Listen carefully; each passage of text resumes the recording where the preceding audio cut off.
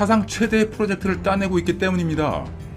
조선업계 빅3인 현대중공업, 대우조선해양, 삼성중공업은 지난 1일 23조 6천억 원에 달하는 카타르 LNG선 프로젝트를 수주한 것입니다.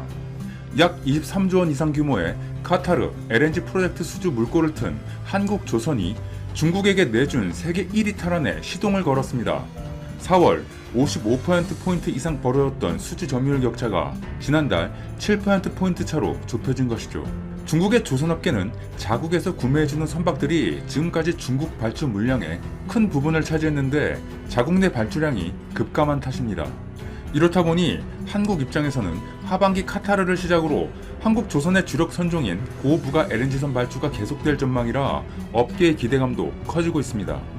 영국 조선해운시장 분석기관 클락슨 리서치에 따르면 5일 전 세계 선박 발주량은 전달보다 40% 감소한 57만 CGT로 집계됐습니다. 이 중 중국이 절반에 가까운 27만 CGT, 약 47%를 가져갔죠. 한국은 23만 CGT, 40%, 일본은 5만 CGT, 약 9%였습니다. CGT는 선박의 부가가치, 작업 난이도 등을 고려해 산출한 단위입니다. 가격이 비싼 선박일수록 값이 크죠. 업계에선 수주 척수보다 이 수치를 기준으로 시장 점유율을 평가합니다. 다행히 한국의 수주 점유량은 4월과 비슷한 수준을 유지했지만 중국은 73% 급감했습니다. 덕분에 양국 간 격차도 55%포인트에서 7%포인트 차로 줄었다는 통계가 나오고 있죠. 중국의 부진은 자국 발주 물량 감소 탓입니다. 중국의 경우 4월 전체 수주의 90%에 해당하는 약 90만 CGT가 자국 발주 물량이었습니다. 하지만 5월엔 중국 자국 발주량이 23만 CGT에 그쳤죠. 반면 한국은 모든 수주를 유럽과 아시아 선주로부터 따왔습니다.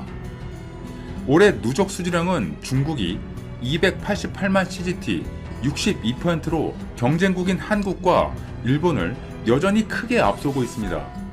C19 여파로 업황 회복이 예상보다 더딘 데다 주력 선종인 고부가 LNG 운반선 발주가 계속 미뤄지고 있어서입니다. 실제로 올해 총 선박 발주량은 469만 CGT로 지난해 같은 기간 1217만 CGT보다 61% 급감했습니다. 선종별로는 S맥스급 유조선과 A맥스급 유조선은 전년 대비 18% 그리고 72% 증가했지만 LNG 운반선, 초대형 원유 운반선은 발주가 줄었습니다.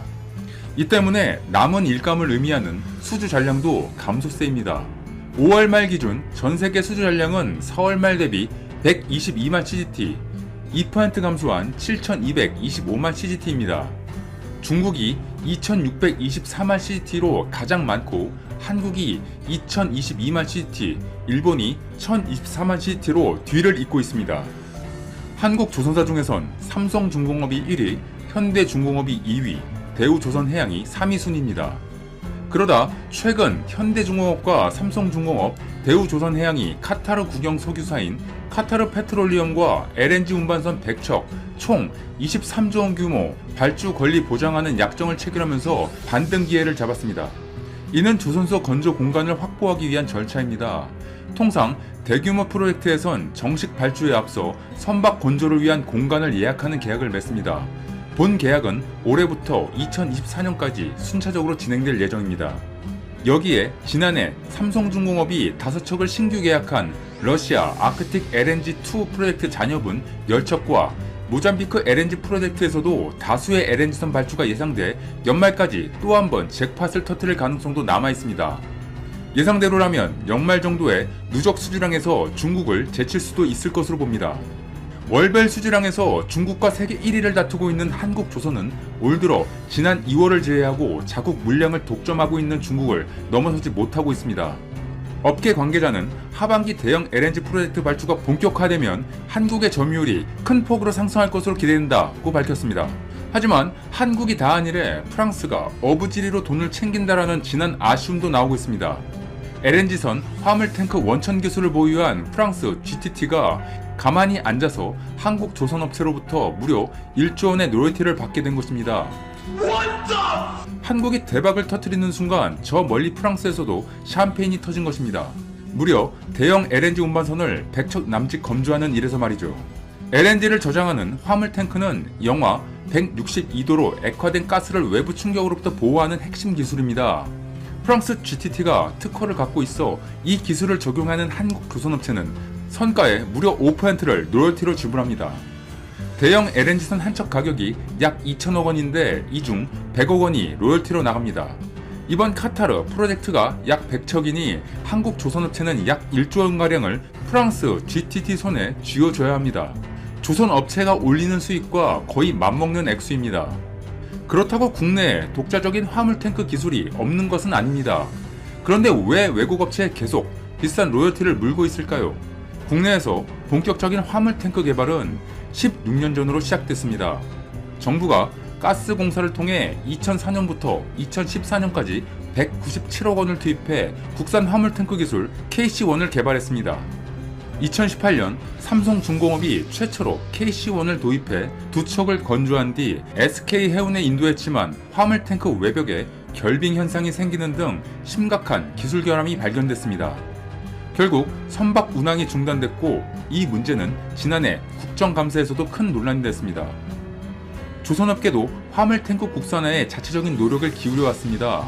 지난해 대우조선해양의 화물탱크 설계 기술인 솔리더스가 세계 5대 메이저 성급 인증을 모두 획득했고 현대중공업의 하이맥스도 영국 로이드 성급의 설계 승인을 받았습니다. 하지만 결함을 노출한 KC1은 현재 방치된 상태이고 솔리더스와 하이맥스는 아직 LNG선에 실제 적용된 적이 없습니다. 이 때문에 이번 카타르발 100척 프로젝트에도 프랑스 GTT 기술을 쓸 수밖에 없는 처지입니다. 정부는 조선 업체들과 함께 화물탱크 개발을 재개할 계획입니다. 다음 달 국책과제로 선정해 발표할 예정인 것으로 알려졌습니다. 이번 카타르 프로젝트 수주를 계기로 화물탱크 연구의 필요성을 절실히 느끼고 이에 더욱 힘을 받을 것으로 보입니다. 독자적인 모델을 개발하면 로열티를 지불하지 않아 성가를 낮출 수 있습니다. 가격 경쟁력이 생겨 앞으로 예상되는 중국 업체들의 공세에 대응할 수 있는 것이죠. 1980년대 LNG선 시장을 주름잡았던 일본도 한국의 수주 소식을 전했습니다. 니온 게이자이 신문은 한국 조선업계의 대규모 수주 계기는 지난해 1월 열린 양국 정상회담이었다며 한국을 방문한 카타르의 에너지 장관에게 기업 대표들이 조선 설비의 기술력을 설명했고 이후 현대중공업과 대우조선해양, 삼성중공업 3개사의 물밑 협상을 통해 대규모 수주가 성사됐다고 분석했습니다. 그러면서 일본 조선업계가 LNG 시장에서 밀려나게 된 참담한 심정을 드러냈습니다. 한국과 중국 군단에 비해 일본은 여러 척을 수주할 체제가 마련돼 있지 않다.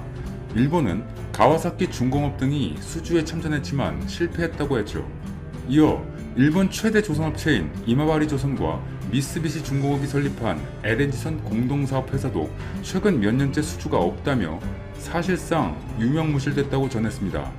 니온 게이자이 신문은 높은 기술력이 요구되는 LNG선 수주 경쟁에서 일본은 패배했다며 결국 세계 정상 자리를 건 한국과 중국의 싸움이 계속될 것이라고 보인다 고였습니다. 일본의 현재 LNG선 수주는 사실 몇 년 전부터 한국을 따라오기 힘든 상황이었습니다. 패배한다는 말은 어울리지 않는 상황인데 아직도 한국과 비교하는 모습을 보여주었습니다. 한국이 카타르에서 100척을 수주하자 일본인들의 반응도 재미있었습니다. 먼저 교도통신의 반응입니다. 일본인 선주의 선박을 만드는 수밖에 없다. 저쪽은 정부의 지원이 있기 때문에 가격 경쟁력에서 밀릴 수밖에 없다. 카타르산 LNG의 최대 수입국이 중국이라 중국이 수주해도 이상하지 않다.